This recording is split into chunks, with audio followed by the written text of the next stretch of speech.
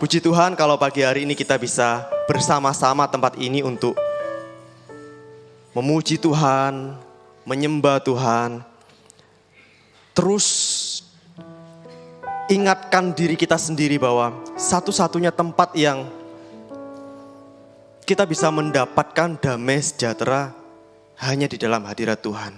Apapun masalah kita, sesakit apapun hati kita, sekeras apapun hidup ini, segelap apapun masa depan kita, kembali ke hadirat Tuhan. Kemenangan terjadi bukan saat kita bisa bertahan, kita bisa memenangkan setiap masalah. No, kemenangan terjadi ketika kita bisa menaklukkan lutut ini loh, untuk duduk diam di hadirat Tuhan. Kemenangan terjadi ketika kita mampu mengucap syukur di tengah-tengah kehidupan yang gak baik-baik aja. Ketika gak ada alasan untuk bilang terima kasih Tuhan, hati ini, mulut ini mampu mengucapkan terima kasih Bapa. Disitulah kemenangan terjadi. Amin. Siapa di sini yang percaya bahwa Bapa yang kita percaya, Tuhan Yesus adalah Bapa yang setia. Ketika dia berjanji, itu pasti dia lakukan. Gak pernah dan gak ada satupun janjinya yang dia ingkari. Tapi satu hal yang perlu kita pelajari, yang perlu kita pahami, yang perlu ada dalam kehidupan kita, satu hal aja, agar seluruh janji Tuhan terjadi dalam kehidupan kita. Dan ini yang menjadi bagian kita, menunggu. Katakan sama-sama saya, 2, 3, menunggu. Gampang gak menunggu itu? Gampang gak menunggu? Nunggu apa coba? Nunggu dijemput Grab, gampang gak? Ya udah tinggal duduk aja. Nunggu apa? Masakannya mateng, ya udah tinggal nunggu aja.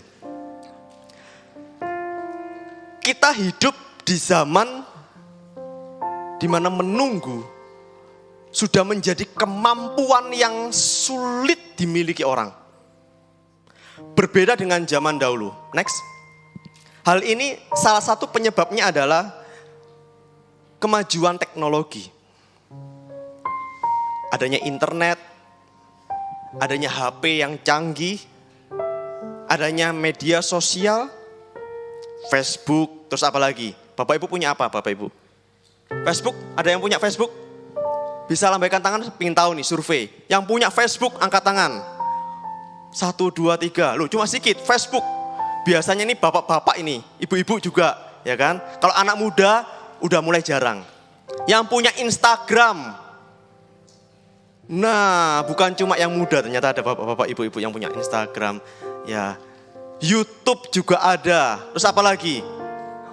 Ya, TikTok. Nah, Bapak Ibu, tanpa disadari kemajuan teknologi media sosial ini membuat menunggu menjadi kemampuan yang sulit dimiliki. Coba kalau TikTokan atau buka Instagram.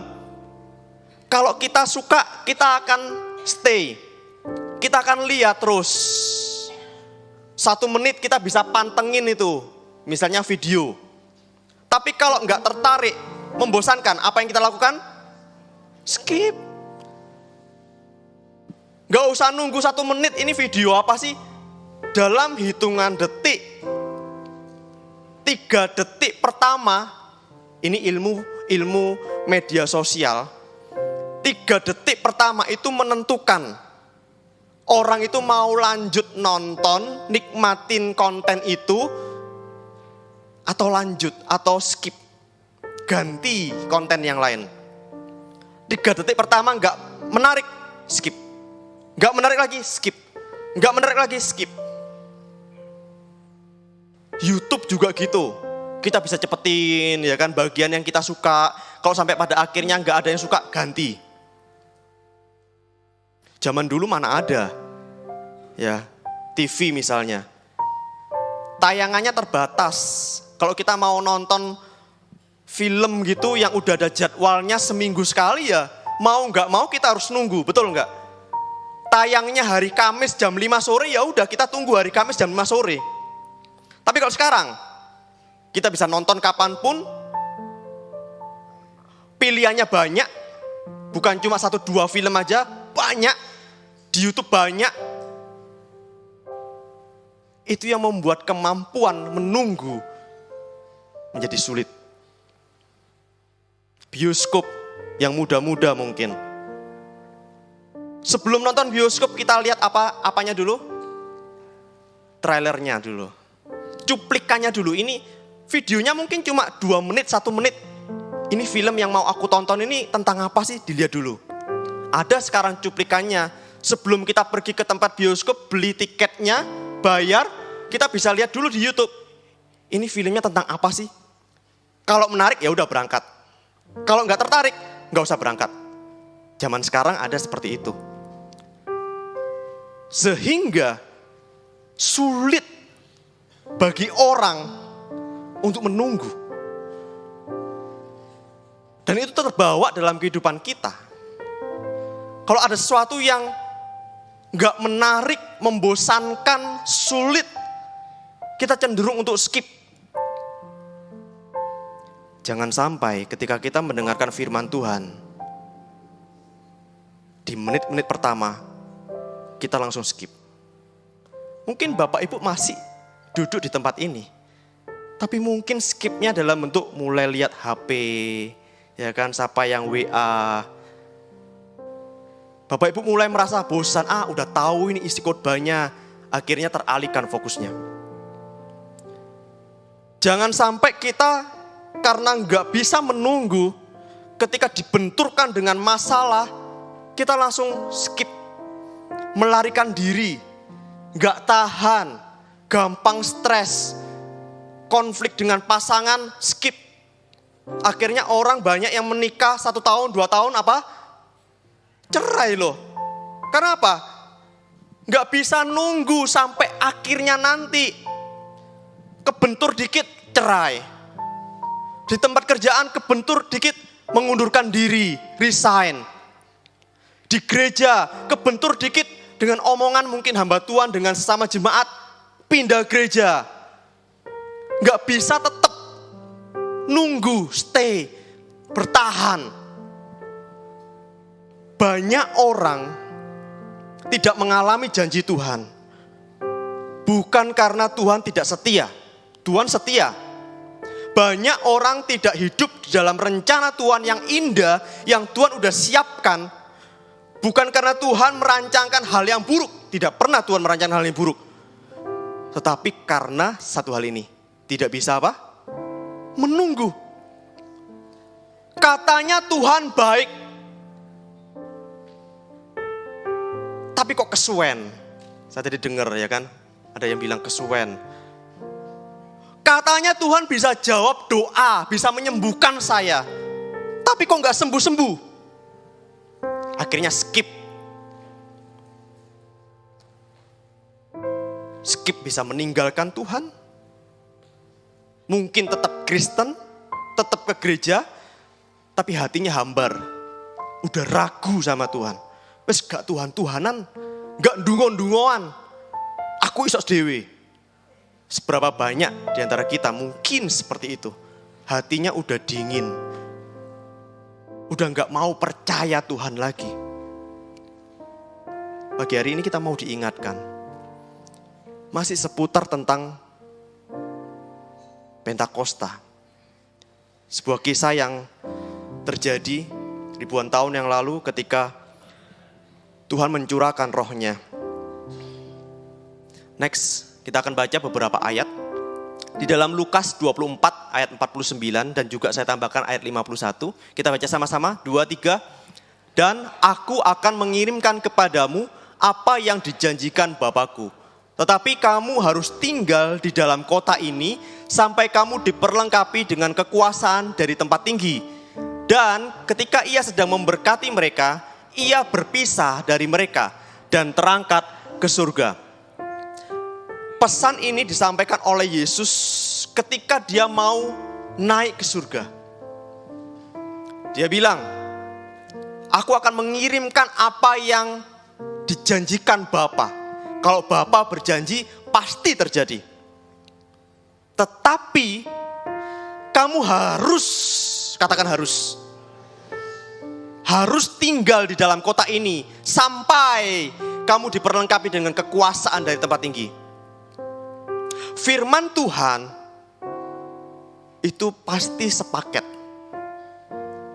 Ada janjinya dan juga ada perintahnya. Ada berkat yang Tuhan sudah sediakan, tapi ada perintah yang harus kita kerjakan.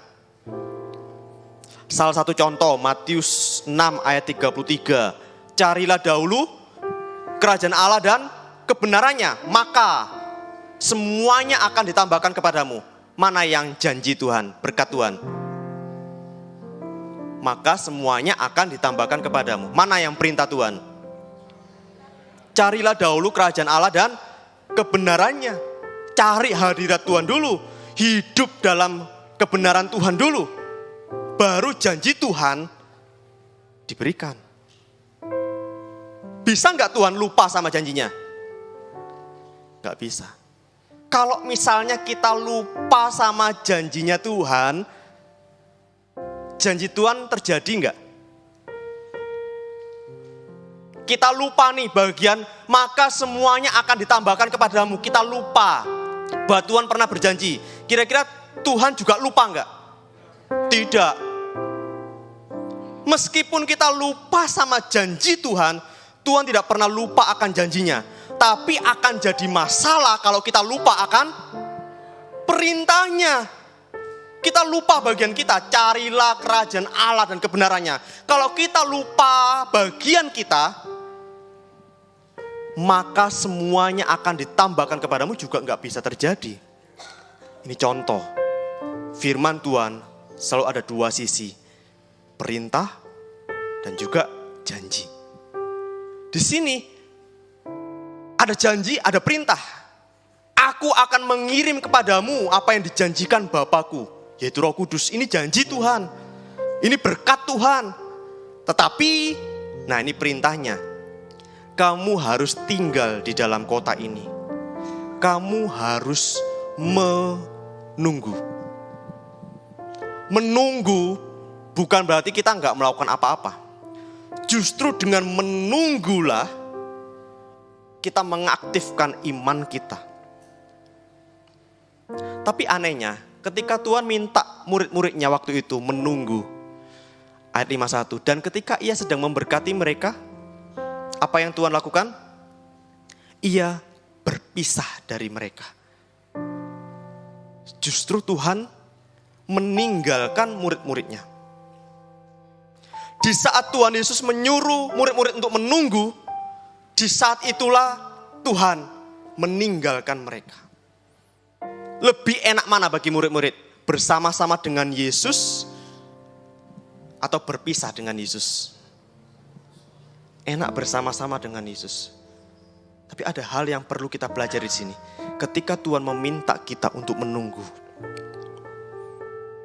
Tuhan mengizinkan kita tidak mengalami Tuhan. Next.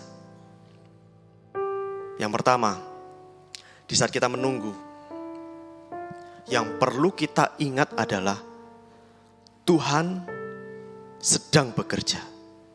Tuhan masih bekerja. Dan Tuhan akan terus bekerja.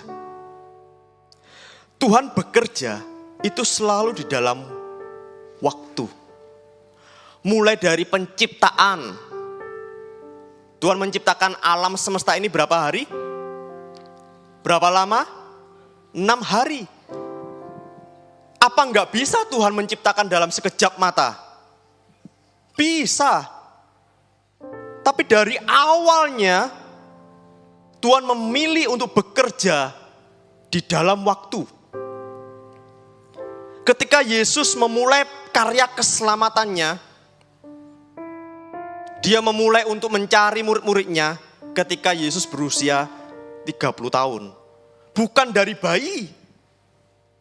Tuhan Yesus sendiri harus menunggu 30 tahun lamanya, baru dia mulai misinya, misi keselamatan. Saat dia memanggil murid-muridnya, dia mengajar murid-muridnya, itu juga dalam batasan waktu. Berapa lama? 3,5 tahun. S1 ini. Ya, jadi Petrus, Yohanes, Yakobus dan 12 murid itu sudah S1. Dosennya ya Yesus. 3,5 tahun Tuhan bekerja di dalam waktu.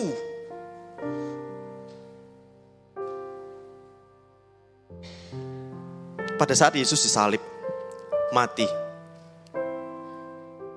iman murid-murid tergoncang. Dan Tuhan mengizinkan murid-murid dalam keadaan tidak bersama-sama dengan Yesus. Berapa lama waktunya? 3 hari. Pertanyaannya, apakah murid-murid tahu bahwa mereka itu sebenarnya harus menunggu 3 hari? Dari hari Jumat sampai Minggu. Tahu enggak? Tahu enggak kalau Yesus akan bangkit 3 hari setelah kematiannya? Murid-murid tahu enggak? Tuhan sudah menyampaikan kepada murid-muridnya 3 kali. Nanti hari ketiga aku akan dibangkitkan. 3 kali disampaikan. Tapi kenyataannya adalah ketika hari Jumat disalibkan dan Yesus mati, murid-murid menjadi kecewa. Murid-murid hidup dalam ketakutan. Murid-murid mengunci dalam ruangan karena takut kalau gurunya aja dibunuh, apalagi murid-muridnya. Padahal Tuhan sudah sampaikan 3 hari lagi aku bangkit. Tapi apa coba? Lupa. Itu berarti kita nggak perlu tahu waktu Tuhan. Yang kita perlu adalah percaya. Abraham dikasih janji Tuhan. Apakah Tuhan ngasih tahu, Abraham, kamu harus nunggu berapa tahun? Abraham menanti janji Tuhan. Anak yang dijanjikan berapa tahun? Berapa? Nah, ini mulai lupa ini. Berapa tahun Abraham harus menantikan janji Tuhan? 25 tahun. Tuhan gak ngasih tahu di awal, Abraham kamu harus kuat-kuat ya, 25 tahun lagi aku akan kasih kamu anak. Enggak kasih tahu. Karena yang Abraham perlu adalah percayakan janji Tuhan. Meskipun Tuhan bekerja di dalam waktu. Ketika Tuhan memberikan janji kepada Abraham, Tuhan udah tahu 25 tahun lagi aku akan kasih. Tuhan bekerja dalam waktu. Meskipun Abraham gak tahu. Sekalipun Abraham dan istrinya tahu, Tuhan pernah bilang sama Abraham, sama istrinya Sarah, tahun depan aku akan genapi janjiku. Apa yang mereka lakukan? Ketawa, gak percaya. Itu artinya kita gak perlu tahu waktu Tuhan kapan. Ketika kita dalam keadaan menunggu, kita gak perlu tanya kapan Tuhan. Kalau dikasih tahu sama Tuhan kelamaan, kesuwen, kita gak sabar, kita gak tahan. Kita cari jalan pintas kayak Abraham. Cari istri lain. Tapi kalau dikasih tahu terlalu cepat, gak percaya. Itu sebabnya, kalau Bapak Ibu saat ini dalam masa penantian panjang, percayalah, Tuhan sedang bekerja meskipun kita tidak melihatnya. Kok gak ada tanda-tanda ya? Doa kok gak, kayaknya Tuhan gak dengar. Percayalah, Tuhan sedang bekerja. Tuhan sedang bekerja. Meskipun gak kelihatan, meskipun kita gak merasakan. Justru semakin kita gak melihat Tuhan sedang bekerja, semakin dahsyat pekerjaan Tuhan. Ada saatnya murid-murid bersama-sama dengan Yesus. Ada saatnya Tuhan tidak bersama-sama dengan mereka. Selama 40 hari Yesus menampakkan diri. Ini bukti kesabaran Yesus. Untuk ngajarin ke murid-muridnya, ini loh aku benar-benar bangkit. Butuh 40 hari. Ini bukan murid-murid yang menunggu Yesus, tapi Yesus yang menunggu murid-murid sampai mereka percaya. Begitu sabarnya Tuhan, telaten. Nyadarkan murid-murid yang keras hati nih loh, 40 hari ditelatenin sama Tuhan Yesus. Memang Tuhan gembala yang baik. Murid-muridnya enggak mudengan, murid-muridnya keras hati, murid-muridnya ngeyelan, murid-muridnya bebal. 40 hari ditunjukin, aku bangkit, aku bangkit, aku bangkit. 40 hari di dalam waktunya. Sampai firman yang kita baca hari ini, dia menyampaikan pesan, jangan tinggalkan kota ini, Yerusalem, sampai Tuhan menggenapi janjinya. 10 hari lamanya. Bapak Ibu, gak perlu tanya kapan Tuhan sembuhkan saya, kapan Tuhan pulihkan ekonomi saya, kapan Tuhan pulihkan rumah tangga saya. Gak perlu tanya kapan. Gak perlu juga tanya bagaimana cara Tuhan, gak perlu. Yang kita perlu adalah kita percaya bahwa di masa penantian, bahkan ketika gak ada tanda sekalipun, kita harus percaya bahwa Tuhan sedang bekerja. Percayalah. Percaya. Next, yang kedua. Saat kita menunggu, saat Tuhan meminta kita untuk menunggu, janji Tuhan tergenapi, Tuhan sedang memproses kita. Tuhan bekerja pada waktunya. Tuhan bekerja di dalam waktunya. Bukan berarti Tuhan gak bisa melakukan dalam hitungan detik. Bukan. Bukan Tuhan yang perlu proses. Tuhan gak perlu proses sebenarnya. Tapi Tuhan tahu, Tuhan sedang berurusan dengan kita yang perlu proses. Tuhan gak perlu proses. Tuhan sempurna. Tuhan maha bisa, Tuhan maha kuasa. Tanpa proses dia bisa lakukan segalanya. Tapi Tuhan tahu, ketika Tuhan menciptakan alam semesta ini, ketika Tuhan menyelamatkan manusia, Tuhan tahu dengan siapa Tuhan berurusan. Dengan kita yang perlu proses. Kita yang perlu proses. Dan karena Tuhan sayang sama kita, Tuhan suka yang namanya proses. Bapak Ibu pelajari firman Tuhan ini dari awal sampai akhir. Tuhan itu selalu suka dengan yang namanya proses. Meskipun Tuhan tidak perlu proses, kita yang perlu proses. Makanya Tuhan suka dengan yang namanya proses. Tapi masalahnya, seberapa banyak orang Kristen yang justru membenci apa yang Tuhan suka, menyukai apa yang Tuhan benci. Tuhan sukanya proses, kita benci proses. Tuhan sukanya kekudusan, kita benci kekudusan. Tuhan benci dosa, kita suka kebalik kan? Tapi dari sini kita diingatkan, kenapa sih kok Tuhan suruh menunggu? Yang sebenarnya Tuhan bisa lakukan dalam hitungan detik saja. Kita yang perlu diproses. Dalam masa 10 hari setelah Yesus naik ke surga, 10 hari mereka berdoa, 10 hari juga mereka diproses Tuhan. Petrus contohnya, murid yang 3 kali menyangkal Yesus, 3 kali tidak mengakui Yesus gurunya. Di dalam masa penantian itu, saat Petrus harus menunggu 10 hari lamanya, dari yang menyangkal 3 kali, diproses menjadi, diubah menjadi memenangkan 3.000 jiwa. Gak main-main Petrus dengan bangganya mengatakan, Yesus juru selamat. Dari yang menyangkal 3 kali menjadi berani mengakui bahwa Yesus Tuhan, 3.000 jiwa dimenangkan. Di masa penantian itu, Tuhan sedang memproses kita. Ada hal yang diubah, ada hal yang harus diperbarui, ada hal yang harus dibuang, ada hal yang harus dihentikan. Itulah proses.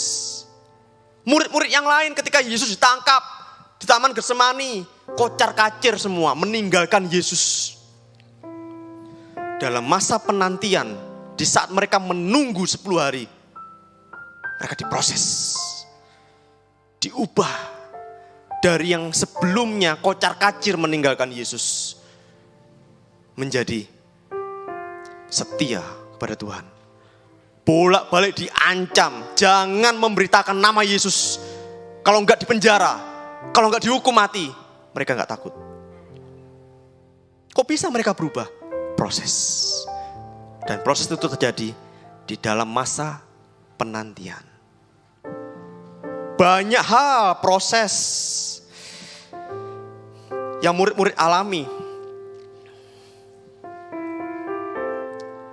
Dari yang putus asa ketika tahu Yesus mati, dikubur. Dengan mata mereka melihat Yesus gak berdaya, gak bergerak lagi. Mereka mulai meninggalkan pekerjaan mereka.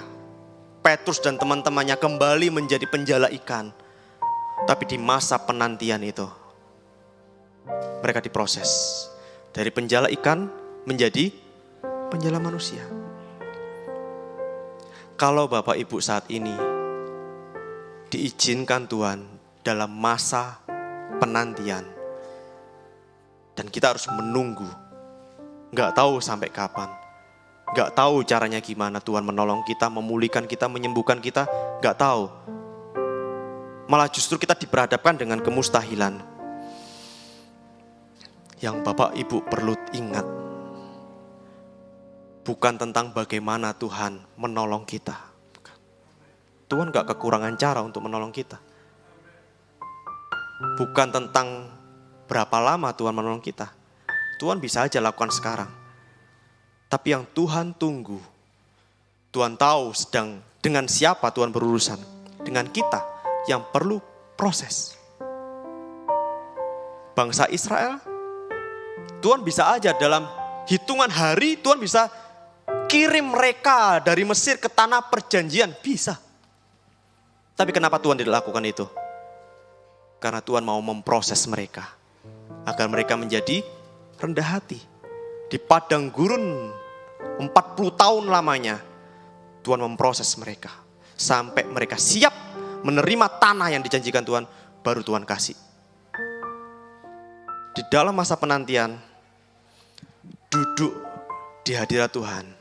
Tanya Tuhan mau proses apa dalam hidupku?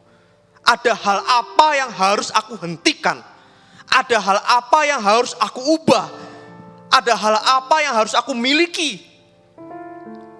Ada dosa apa yang harus aku akui? Tanya sama Tuhan. Di situ proses terjadi. Kalau Bapak Ibu bermasalah dalam hal karakter, jangan salahkan Tuhan gak genapi janjinya. Tuhan tunggu kita sampai karakter kita berubah. Bermasalah dengan pasangan, Tuhan tunggu kita berdamai dengan pasangan. Berkat Tuhan tidak akan diberikan ketika kita terus melarikan diri dari proses ini. Sampai kapan kita hidup dalam kebohongan? Sampai kapan kita hidup dalam kebencian? Sampai kapan kita hidup dalam dosa? Terus kita nuntut Tuhan, kenapa Tuhan gak tolong aku? Tuhan siap menolong kita ketika kita siap untuk menerimanya, yaitu dengan proses. Amin. Yang terakhir, saat menunggu, next. Ketika kita menunggu, kita ini sedang berada di dalam rencananya. Di dalam Kisah Para Rasul 1 ayat 4, ayat yang serupa, ditulis oleh penulis yang sama yaitu Lukas. Ia melarang mereka meninggalkan Yerusalem dan menyuruh mereka tinggal di situ menantikan janji Bapa. Mengapa Yesus menyuruh murid-murid untuk menunggu di tempat itu, di kota itu, dalam waktu yang tertentu sampai Tuhan menggenapi janjinya? Karena Tuhan ingin memastikan di dalam menunggu, murid-murid berada di tempat yang tepat. Yesus tahu hati murid-murid. Ketika melihat Yesus bangkit, Yesus tahu murid-murid gak sabaran, pingin kasih tahu ke seluruh dunia. Yesus tahu. Itu sebabnya Yesus menyuruh mereka untuk tinggal di Yerusalem, di kota itu. Sampai kapan? Sampai hari Pentakosta, ketika seluruh orang Yahudi dari penjuru dunia berkumpul di Yerusalem. Ribuan jiwa datang ke Yerusalem. Dan itu terjadi 10 hari lagi. 10 hari setelah Yesus naik ke surga. Itu sebabnya Yesus suruh tinggal dulu di Yerusalem. Tunggu dulu. Baru Tuhan akan kirim Roh Kudus. Dan disitulah karya Tuhan dimulai. Mulai dari 3.000 jiwa. Mereka yang tidak mengenal Tuhan jadi mengenal Tuhan karena khotbah Petrus.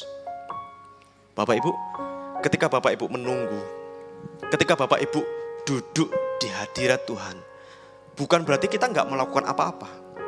Justru dengan duduk di hadirat Tuhan, kita menantikan Tuhan. Kita nggak tergesa-gesa mengambil keputusan, apalagi keputusan yang karena emosi. Nah, seringkali ketika kita kalau emosi, berkonflik dengan orang lain, kita cepat-cepat ambil keputusan. Geger di tempat kerjaan, cepat-cepat ambil keputusan. Benar enggak? Konflik dengan istri, dengan suami, cepat-cepat ambil keputusan.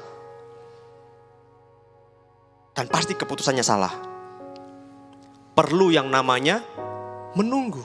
Dengan menunggu kita belajar untuk peka. Apa yang Tuhan kehendaki. Apa yang Tuhan komandokan. Nah ini, saya suka dengan istilah ini. Duduk di hadirat Tuhan. Kita ini nunggu komando Tuhan.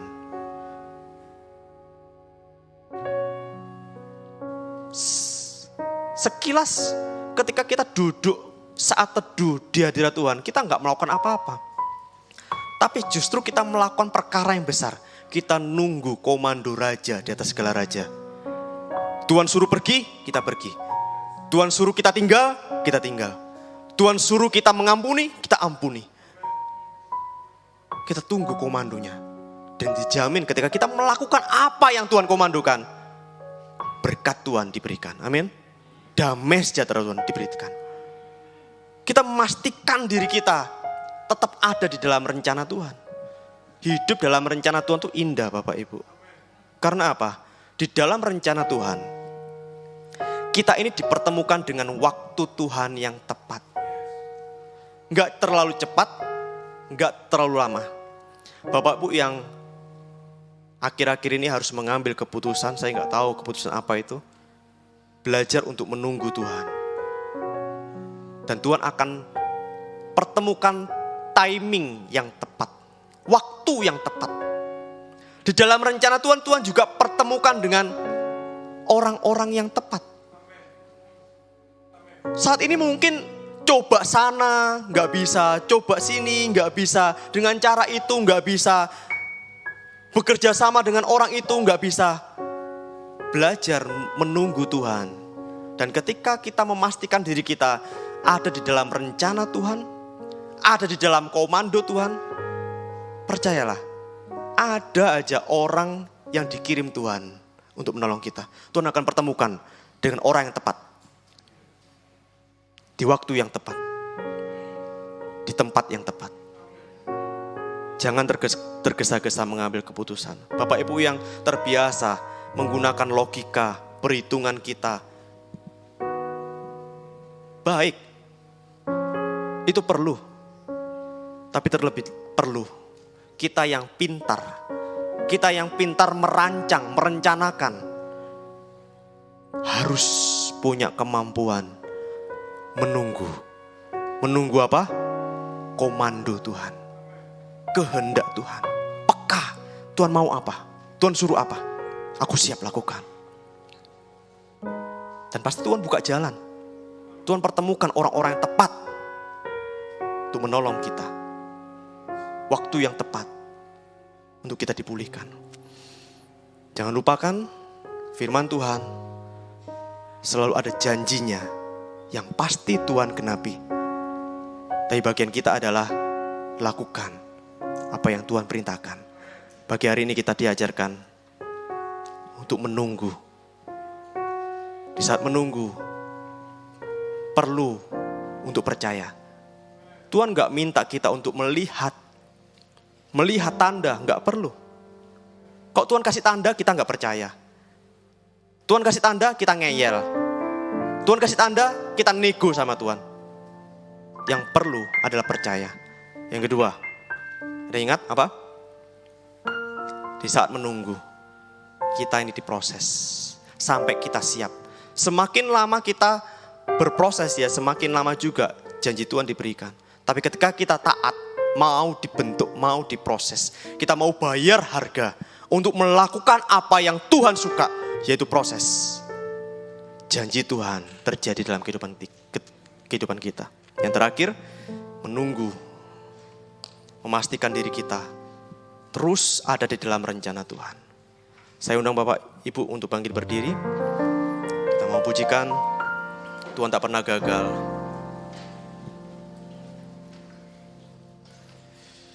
Terima kasih Tuhan. Engkau yang lebih tahu Tuhan, bagaimana cara untuk menolong kami. Kami tak perlu tahu bagaimana Engkau membuka jalan. Yang kami perlu adalah percaya. Kami tak perlu tahu kapan Tuhan menolong kami. Yang terlebih perlu, kami mau belajar percaya, menunggu apa yang terbaik terjadi dalam kehidupan kami. Terima kasih Bapak. Engkau yang lebih tahu cara untuk memulihkan hidupku. Engkau yang lebih mengerti cara untuk menolong hidupku. Engkau yang lebih tahu.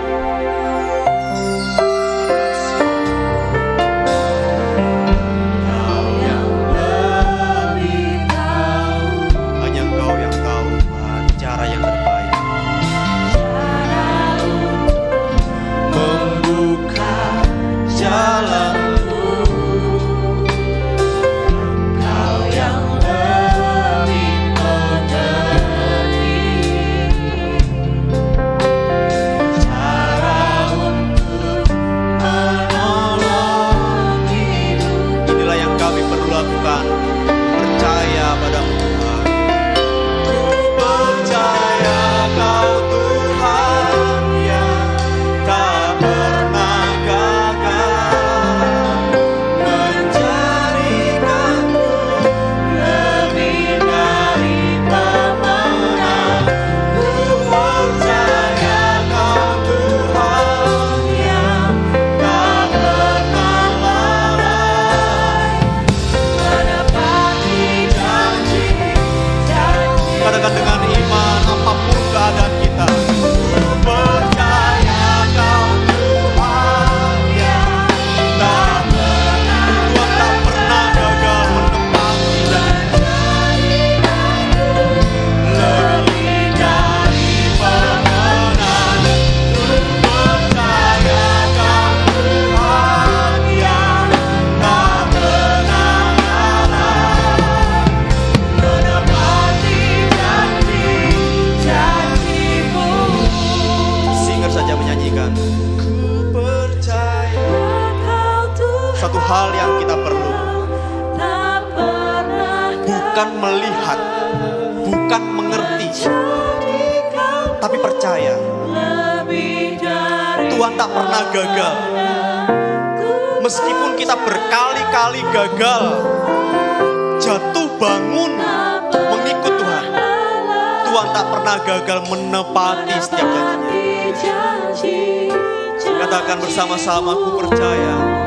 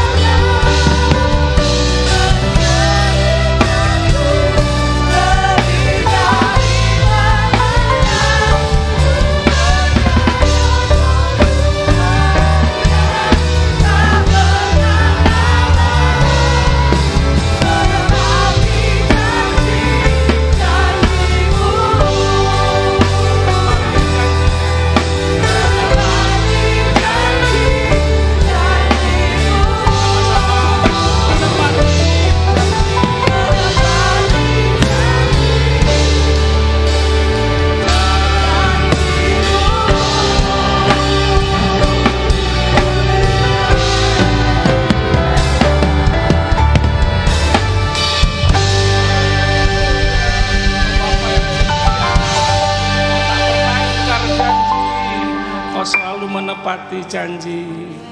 Terima kasih, kami mau sabar menunggu.